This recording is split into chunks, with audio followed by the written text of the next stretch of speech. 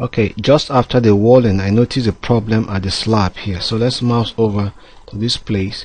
You will notice that the slab overlapped the wall. And how do you correct such a thing? You have, this side laps well, and you have an issue here. So to correct that, mouse over to the floor plan and zoom to the area. Make sure you select on the edge of that slab and click on the node.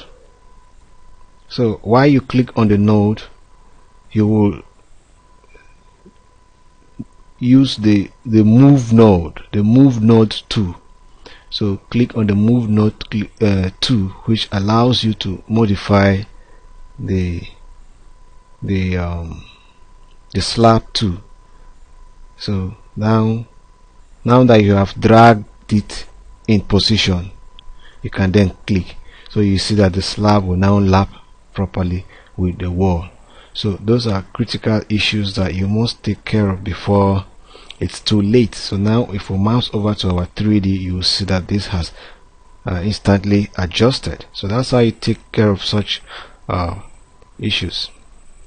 Okay, now looking at this, we can start creating our windows and doors. So let's start with doors. How do you fix your door here is what we're going to do in the next tutorial.